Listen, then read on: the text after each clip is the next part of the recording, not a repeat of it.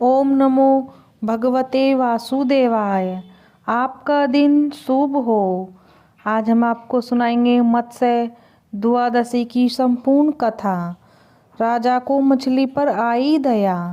पौराणिक कथा के अनुसार प्राचीन काल में सत्यव्रत नामक एक शक्तिशाली राजा था। एक दिन राजा नदी में खड़े होकर सूर्यदेव को जल दे रहे थे। जैसे ही राजा ने अपना हाथ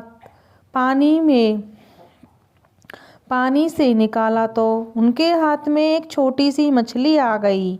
राजा मछली को नदी में वापस छोड़ ही रहे थे कि वो बोल पड़ी, नदी में बड़े जीव हैं, वो मुझे निगल जाएंगे, कृपया मेरी रक्षा करें।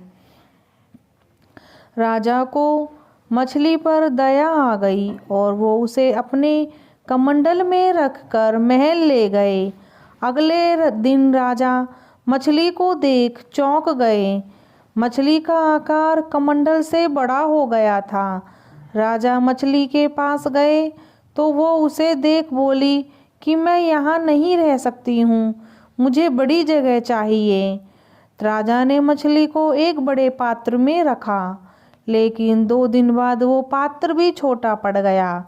राजा ने अब निर्णय ले लिया कि वो मछली को तालाब में छोड़ देंगे। अगले दिन राजा ने जब मछली को तालाब में छोड़ा तो वह भी छोटा पड़ गया। राजा ने यह देख हैरान हो गया। राजा ने मछली से पूछा कि आप कौन हो? मछली के रूप में तो विष्णु भगवान प्रकट हुए और उन्होंने कहा, हे ग्रीव नामक दैत्य ने वेदों को चोरी कर लिया है, जिस कारण संसार में ज्ञान का अभाव है। मैं यह ग्रीव दैत्य को परास्त करने आया हूँ।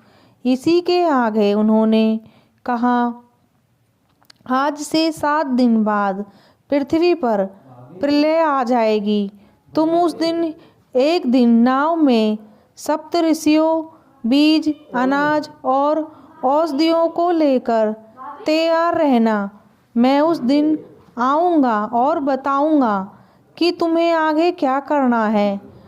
7 दिन बाद पृथ्वी पर भयंकर जल प्रलय आया और प्रलय के बीच देवी लक्ष्मी भू देवी के रूप में प्रकट हुई और पृथ्वी का प्रतीक बनी। इससे उपजाऊ पृथ्वी सुरक्षित रही। वहीं दूसरी तरफ विष्णु जी के आदेश के अनुसार सत्यव्रत राजा नाव लेकर तैयार रहे। कुछ ही समय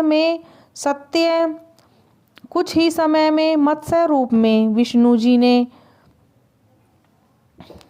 जी ने नाव लेकर तैयार रहे, राजा को दर्शन दिए और मत्स्य रूप में विष्णु जी ने राजा को दर्शन दिए और हयग्रीव राक्षस का वध कर दिया।